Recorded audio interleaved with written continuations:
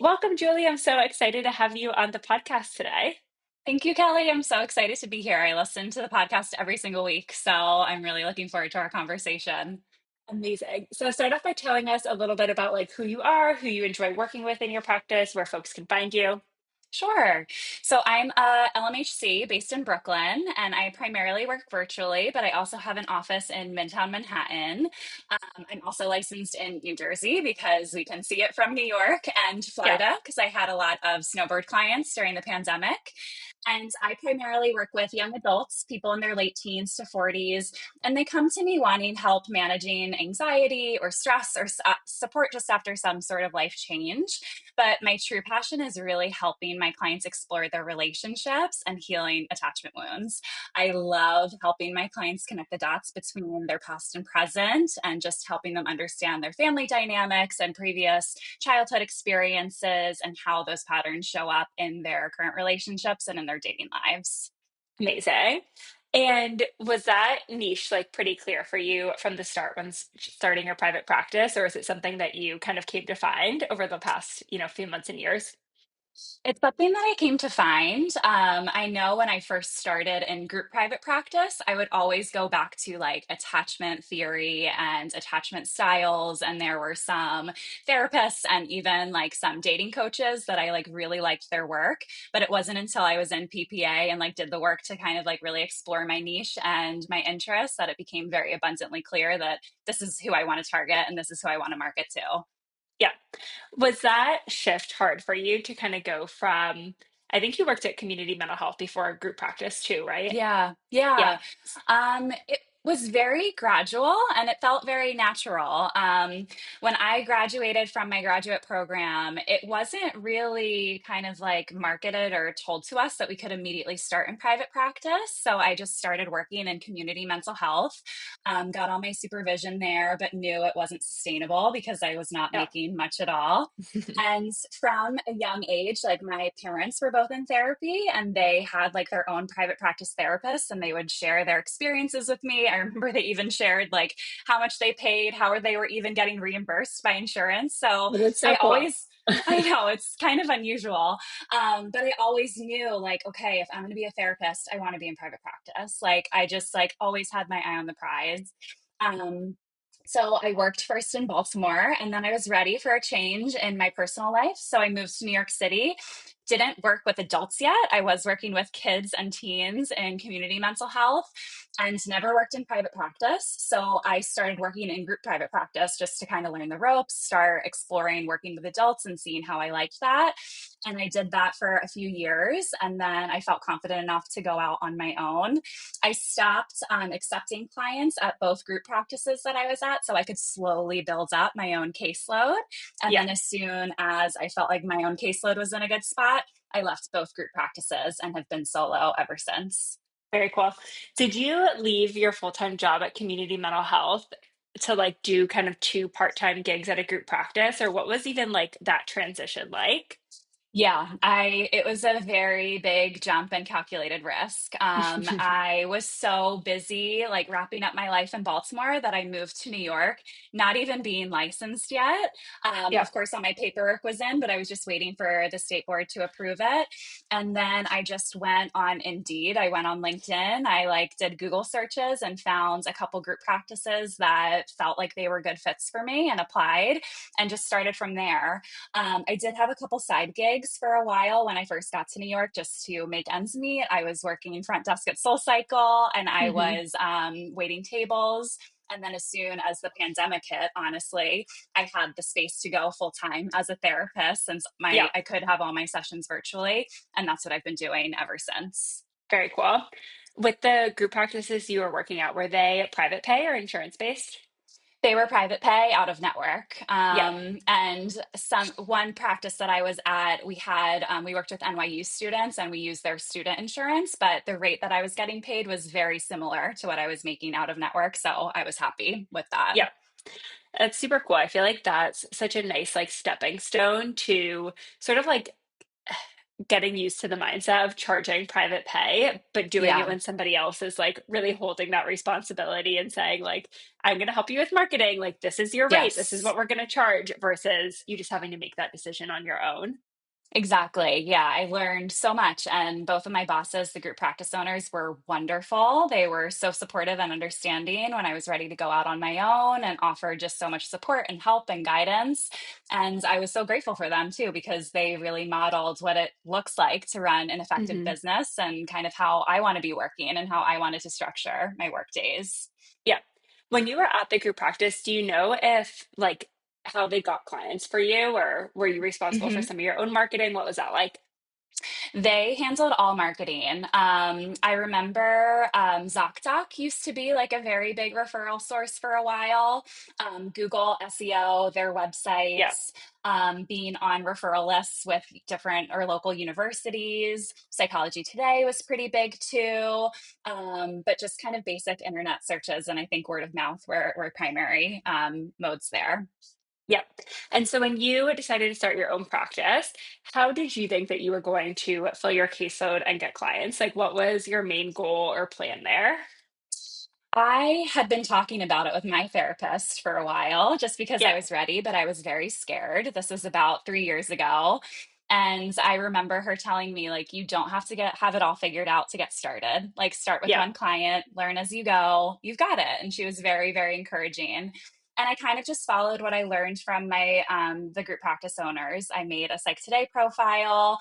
There were a couple podcasts that I listened to where they had like lists on their websites of Hmm. therapists. And so I Oh, reached very out to cool. them and I was like, can I be on this list? And that was a big referral source for me when I first started.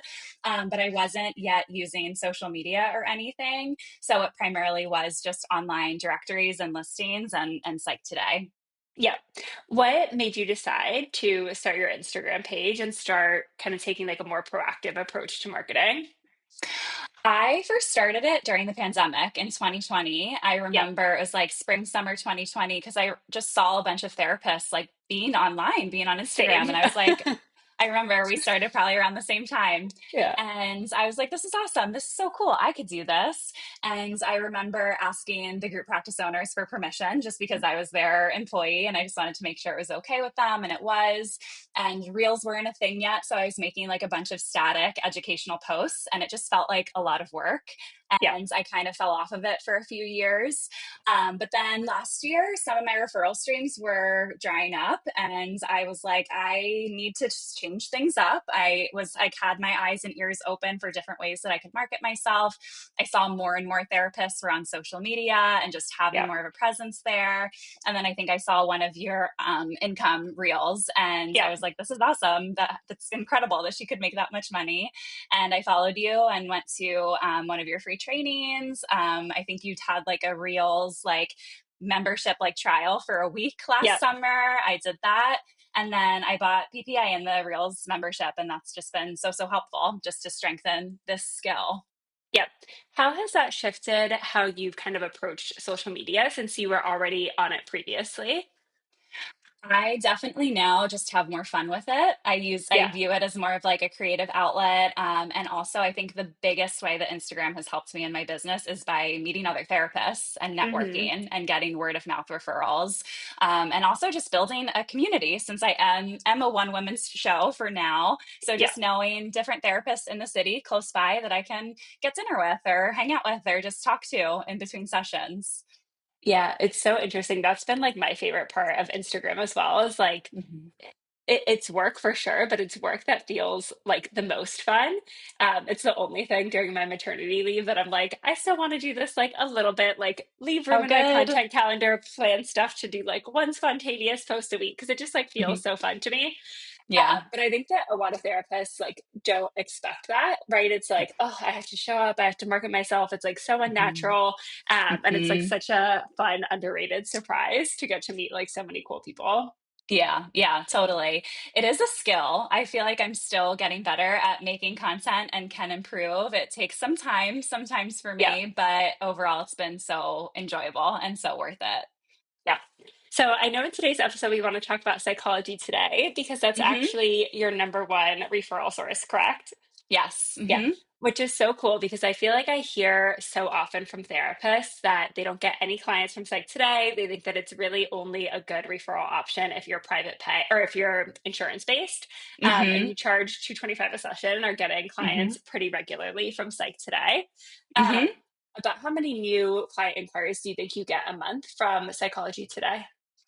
I was looking at my stats, and this week alone, I've had 6 people email me from Oh my Psych gosh, Today. So this past month, it's probably around 10 to 15. I'd have to double check, but I just looked within this past week. I was looking at my inbox earlier today. that's incredible. And do you find there to be a difference in like the quality of leads from Psych Today or from Instagram, just in terms of like, yes, they're aware of your fee. Yes, they're like Mhm. actually replying to your email, that kind of thing.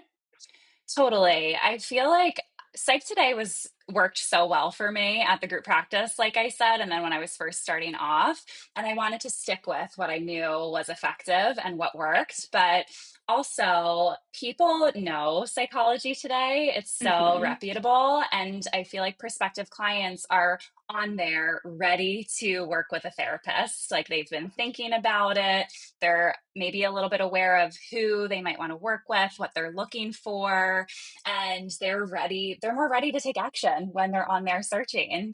Yeah, So I feel like, of course, I've gotten word of mouth referrals from Instagram, as I've said, that have worked out as well. But I feel like people are just more ready when they're on Psych Today. And especially if I respond to them quickly, like it usually will yeah. result in an intro call or scheduling a first session. Which is so cool. I've actually found all my therapists on Psych Today because I'm like, I don't want anybody that's Yeah. on Instagram, just for my own work life separation there. But Totally. it's so true. I feel like when I was trying to find a therapist on Psychology Today, I was very ready to take action. I contacted like 10 people, only like three of them got back to me. And Hmm. it was really like I think the therapist I've worked with for like 3 years now was the first one to get back. She was just like the first one I hopped on a call with. I really liked her. Hmm. Hmm. Um, and yeah, it's so cool to see how that works out. It's great. Yeah. And it's great to also think of yourself as the client, like what you have done or what you would do, as you're trying to envision where your clients are at and how you should be meeting them or where you should be meeting them. Yeah. So tell me a little bit about how you have approached your psychology today to get to this Mhm. point where you're getting like a dozen plus referrals a month. Yes. The Psych Today module in the PPA was huge for Yeah. me.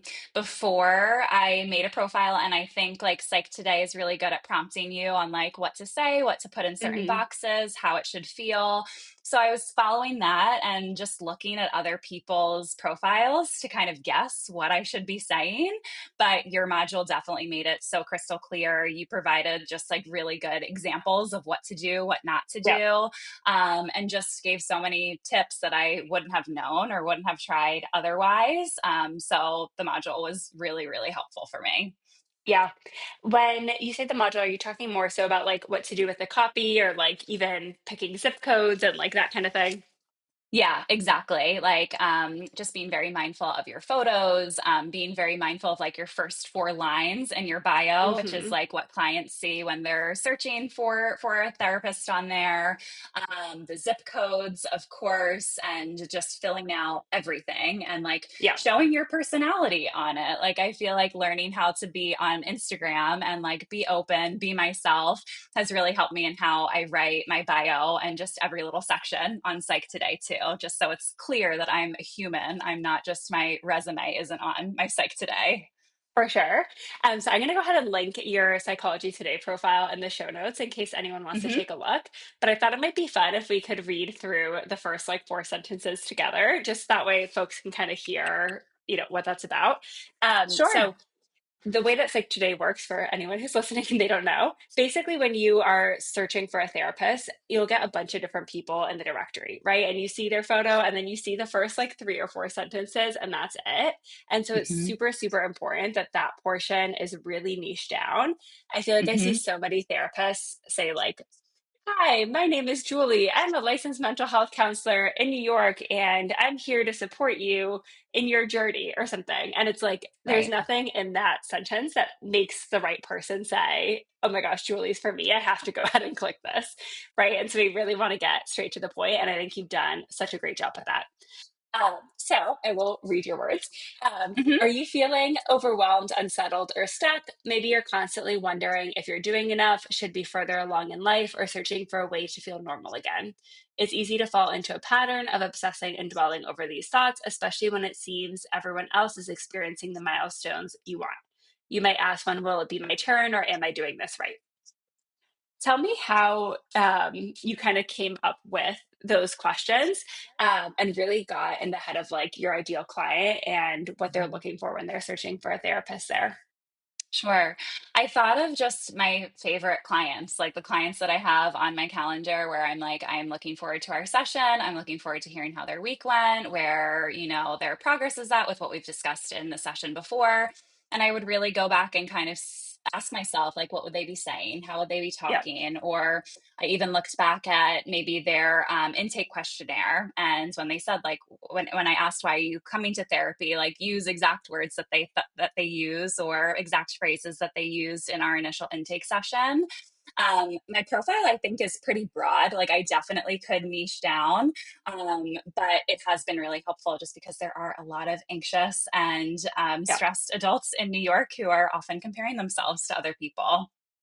And I think too, like that's such an important distinction with niche of it doesn't like being niche down doesn't mean that it's just like a small group of people. I think that sometimes we Mhm. get so caught up in the details of like what our ideal client avatar is. And it's like, okay, it has to be a 25-year-old woman who works in finance, who had a boyfriend that broke up with her and, whatever. Mhm. Right. And Mhm. like that's so specific. But I think where you do a really good job of niching down without over niching down and having a bunch of people exclude themselves is you're super clear about like the feeling that they're experiencing. And it's not until later in your profile that you start listing some reasons why, right? Of like Mhm. dating, complicated relationships, like school Mhm. pressure, work Mhm. demands.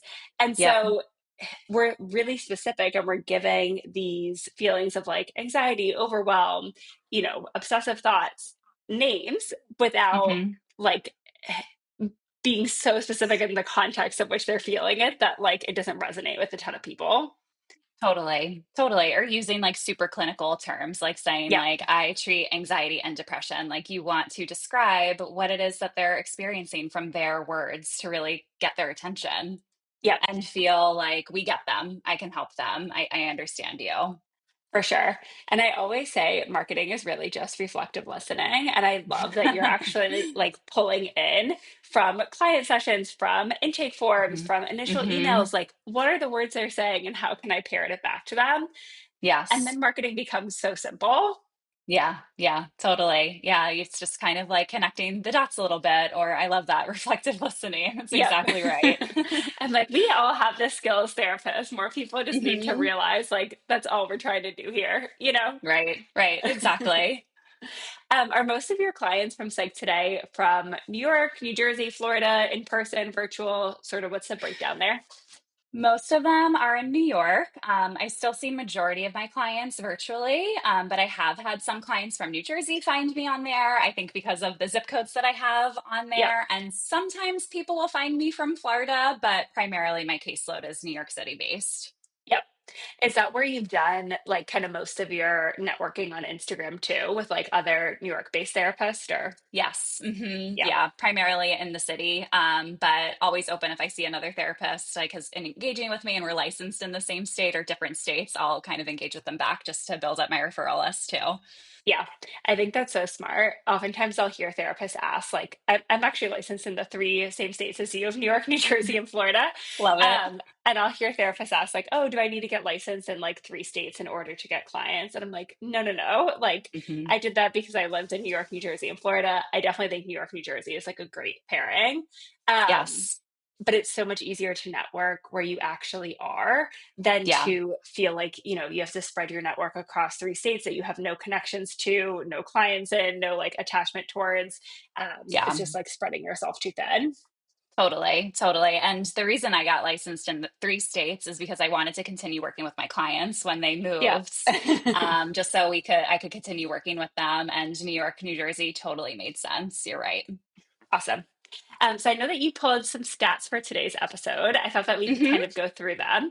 So the Sure. first one that I had Julie look at is the number of profile views compared to the number of new result views. So this is Hmm. basically like how many times, like the percent of times that you're showing up in someone's search feed as they're searching the directory. How many times are people actually like clicking into your profile? Meaning, is that Hmm. picture and those first like 3 or 4 sentences actually working? So Yes. could you share like maybe that percent or those numbers there? Yeah. So both last year in 2024 and so far this year in 2025, that percentage is 25%. So That's amazing. one out of every four people who see me in their results view will click on my profile, which is very high because I think you said like you're aiming for 5 to 10% is really Yeah. the goal. But it can be much higher if you're focusing, like you said, on that photo and the first 4 lines of your profile. Yep. And I think that that's huge and like something that a lot of therapists don't realize that they should even go and look at. But it can be Hmm. really overwhelming if you're like, okay, I have a site today, I'm not getting any clients, this isn't working. I think the Hmm. stats we're going to dive into are going to help you decide like where do you need to focus your attention, where should you tweak, and then Yes. revisit in another month or two and see is this getting better or not. Yeah. Hmm. Was that something that you had to do, or were you kind of like, I went through the lesson, I made my changes, and then my profile just like started working? It took some time. It took Yeah, multiple tweaks and adjustments. And honestly, another thing that was so helpful for me is like pretending I was searching for a therapist on Psych Today, yeah, just to kind of see what the client experience is like and just what stands out, noticing what captures my attention or what I scroll past, and just making sure that I'm integrating like what I feel like is interesting or captures my attention. yeah. Yeah, I think 25% is like a truly very, very exceptional number there. Hmm. But for anyone listening to this, I think even the 5 to 10% range is still really good. Hmm. And that will vary a lot too, depending on how like hyper niched you are, right? And so Hmm. by you being specific, but really just niching down to anxiety in the first piece of your Psych Today profile, a lot of people are going to resonate with that, right? And then when Yes. they get to your profile, they're able to see, like, oh, yes, this is my flavor of anxiety, or like, she looks like Hmm. somebody I could vibe with, which is so cool. Hmm. Hmm. Yes, definitely. Yeah. So it's helpful to kind of have maybe a more broad bio or just questions that you're Yeah, asking. And then you can get more specific once you're on an intro call with a prospective client too. yeah. And then the other two numbers I wanted to look at is of the people who come to your profile, the percent who call or email you, and the percent who Hmm. click into your website. Hmm. Hmm. So the people who call and email me after viewing my profile is at 5% this Yep. year, which is pretty good. And then the people who click on my website from my profile has been 12%, both this Okay. year and last. Very cool. Yeah, and I feel like that's also super telling of like the Mhm. rest of your profile is also really speaking to them, right? Like Yeah. that's Hmm. where paragraphs 2 and 3 are important, and that Yes. we're making sure we have a strong call to action there too. Yes. Hmm. Did you have to make like many changes to your website, or was that kind of always working pretty well for you? My website definitely could still use some work. I've done it on my own so far. I've explored working with a professional, which I'm still open to. And looking at these numbers yesterday, I was like, oh, I probably could improve the number of website clicks and that percentage. But I, of course, like changed it up after PPA and just what I've learned there. But I think it could still use some improvement. It's something that's been on my to do list for a Yeah. while. I actually think your website click numbers are pretty strong.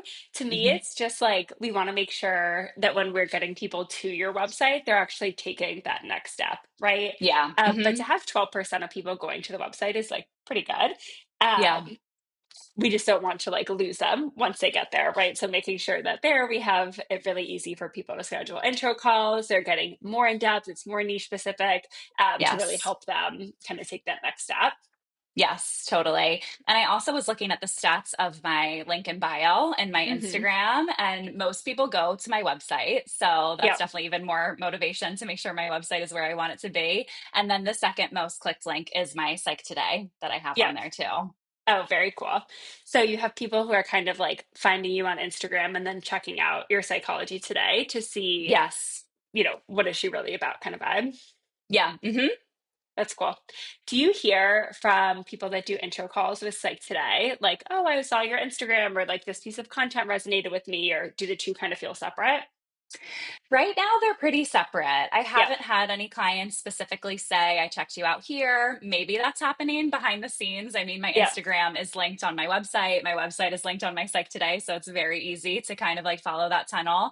But it seems like most clients, they're, like I said, they're motivated to get on a call with you or schedule a first session, Yep. have the intro call, and then try to schedule while we're on the call. So I'm not sure how many of them are really thinking, let me look for her on social media. Yep. I do tell all my clients, and it's in my informed consent that I market myself on social and that they're welcome to follow me, block me, mute me, whatever they want to Hmm. do. But most of the time, it just doesn't really get brought up, so it does feel kind of separate, at least for now. Yeah, that's very cool.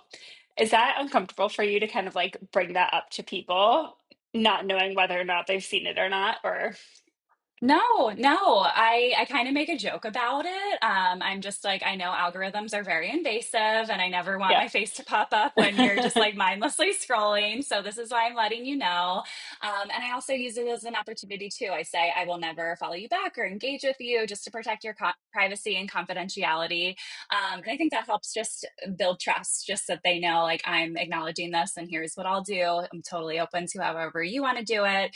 But I have several clients, previous, former, and current clients who follow me online, and some bring up my content in session in a Yeah, positive way.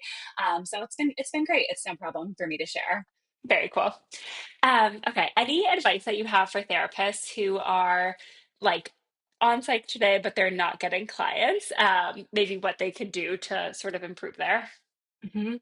I think like the biggest thing is look at your profile, maybe also look at it with a friend or someone in your life, and honestly ask yourself like, would you want to book with a therapist if you Yeah. saw a profile like yours? Like, how inviting, clear, like kind of direct does your profile sound? So I think like that's a really good place to start. Just really be reflective and honest with yourself of how likely you think it is that clients are to book with you based on how you or others see your profile. Yeah, I love that. Of really trying to take like an objective view and take a step Hmm. back and like look at it as an outsider. Yeah, yeah, exactly. And I think like putting a, like any information you can, like filling out any form, any section that Psych Today has, just putting as much information as you possibly can. I think Psych Today does a really good job at like prompting you like ideas of what kind of photos to put. Like if you have an office, show it off. Being able to upload a video of yourself so clients can hear your voice and see your mannerisms. One of my friends, I saw that she took a photo of herself like on a Zoom call. So Yeah. she could even, the clients could even see what it would look like or be like if they were working with her virtually, which I thought Oh, was I love so, that. so fun. So I think just like really representing yourself well overall, and making it very clear of just how clients can contact you, and how they can get in touch with you. Cool. And you have your fee listed on Psychology Today, correct? Yes. Hmm. Yeah. Um, how do you feel about that kind of being probably on the higher end, but not like crazy higher for New York? I know therapy's like very expensive there. Um, Yes. were there fears around like having a fee of 225 per session and or sharing that in like a directory or publicly? I think maybe at first, but as I've gotten more busy and more full, it's just so helpful if I know that I have a call scheduled with a prospective client that they have all the information and that it's Yeah. like so much more likely for them to book a session with me if they're so aware of what the fee will be. I have my Mentaya insurance benefits calculator Yeah. linked on my Psych Today. They can easily check their out of network coverage. So I think it's just so great. And I think you had mentioned this one time, like if you're looking for a therapist or a coach or some sort of professional to work with and it's not listed, you automatically assume that you can't afford it or it kind of Yeah, scares you. So I think more clarity, more information, especially as therapists, is always best. for sure. Did you start with your fee at 225 when you went into your own private practice, or was that something you kind of like increased and built up along the way? I increased it along the way, but I started at 200 a few years Okay. ago, when I first started working for myself. Yeah, cool. So already kind of like on the higher end, but little Hmm. raises since then. Hmm. Yes. One thing that has helped me, I think, maybe get more leads. I learned this as I was pretending that I was searching for a therapist and seeing like what filters pop up or like what the kind of like client experience is of course, people want to filter by their insurance. Yep. So I have it very clearly stated that I'm out of network. I even have a note on that next to it. Like it's like the list of insurances that you're accepted, out of network is there. And even I say again, I am an out of network provider. But I listed major health insurance companies that many of my clients have great out of network coverage with and are able to Yep. get reimbursed with, which hopefully it's not super misleading since it does say insurance is accepted, but it's also very clear that I'm out of network. And I explain this to clients too when they're emailing me and then, of course, when we're on the call. But that might be a little trick just to help Interesting. increase Yeah. the amount of people that contact you because I don't know how likely it is for you to pop up in these filtered results if people are filtering or searching based on their insurance. Yeah. Do you get like a lot of confusion around that with people who reach out from Psychology Today or? Sometimes, not too much. I feel like a lot of people kind of know the difference of in network, out of Yep. network. And I'm so well versed in it now that even if a client is like, I have no idea how insurance works, like I'm Hmm. happy to break it down for them. And I think the Mentaya calculator too just makes it like super crystal clear of like what Yep. to expect. Like, here's how much you'll pay as you're paying off your deductible, and then here's what you'll be paying after reimbursement. So it's probably like a mix. I feel like most are understand the differences, and then those who aren't, I'm more than happy to explain it to them. Yep. With like scheduling intro calls, do you include any of that information in like your confirmation email or anything like that to kind of Hmm. make sure they've Hmm. had a chance to review it before actually getting on the phone with you or? I will if they ask. Like Yep. if they immediately say like this is my insurance, can you let me know like what my fee will be or just if they ask about fee, I will list it. But if a client reaches out on Psych Today and it's just like, hey, I need help managing my anxiety, I'd like to schedule an intro call, I won't mention it just Yep. because I would love to connect with them and see if hopefully we'll be a really great fit and they'll want to work with me. And then we'll go over price and fees and kind of like what their coverage will look like. So I know we'll just kind of get to it on the call, but of course I will answer directly Yep. if they ask. I love that. It's such a different approach than Hmm. like what I've heard a lot of therapists do Hmm. of almost like trying to screen out to really like avoid those uncomfortable conversations. But it seems Yeah. like you're like, I'm willing to spend 15 minutes with somebody if that helps them decide, like, yes, they're willing to go out of network, even if that wasn't plan A for them. Like, Yes. that's okay. And if not, it's not too uncomfortable and no hard feelings. Like the information was there, kind of thing. Yeah, yeah, exactly. I never want to make a client uncomfortable or say, like, this is my fee, this is my coverage, this is what it'll look like. If they're not asking, it just can feel a little abrasive. And I think just like my confidence and just my ability to have a good call with them, I'm hoping, like, even if they're hoping to be in network or don't understand what out of network reimbursement looks like, hopefully they'll be willing to invest and see us as a really good fit and a good use of their money. Yeah, I love that. It's also cool too because I think a lot of times therapists almost like sell out of network too hard, where it becomes Mhm. like this apology for their fee, right? Of like Mhm. the only way you would choose to work with me is if you have really great out of network benefits. Mhm. I love that you're just like, no, like people will probably want to work with me whether they have out of network, whether they were planning for Mhm. insurance, whether they Mhm. can, they'll find a way to make it work. Um, Mhm. and so I love that kind of approach to things. Yeah, yeah. I think just like having that confidence, having that faith and trust, and just making clients who you want to work with, who you want to be on your caseload, feel comfortable and feel included and feel like they can do this. Yeah, It's really great just to kind of say, this is my fee, but I help a lot of my clients get reimbursed, and this is what it will look like. And they're like, oh, great! I didn't even know that was an option, or I didn't even yeah. know that I had out of network benefits, and it just makes everyone feel good. Can you tell us a little bit about how you structure your intro calls with like sort of the getting to know the client section, pitching yourself, and talking about Hmm. fees? Hmm. I honestly follow exactly what you had in PPA, and Okay, love that. it works so, so well. But just kind of, say, I'm so glad we're able to connect. Always ask how they found me. Most of clients say Psychology Today. So now I'm just in the rhythm of saying, I'm so glad. Like, so many of my clients find me there, and it's just such a great resource to use while you're looking for a therapist.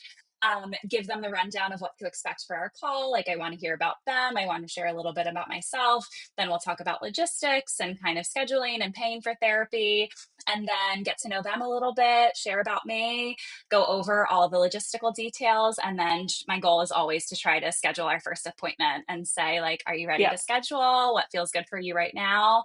And kind of just like striking while the iron's hot. While they're on Psych Today, they found me there. They're thinking about therapy, ready for therapy. They have an idea of who I am. They have all the information that they need. Like, yeah, let's get started. Let's try to meet this week or next. yeah. I love that so, so much. Mm-hmm. Yeah, Oh, it's great that I feel like I've mastered phone consultations at this point because yeah. your kind of like layout and your template was just so, so helpful.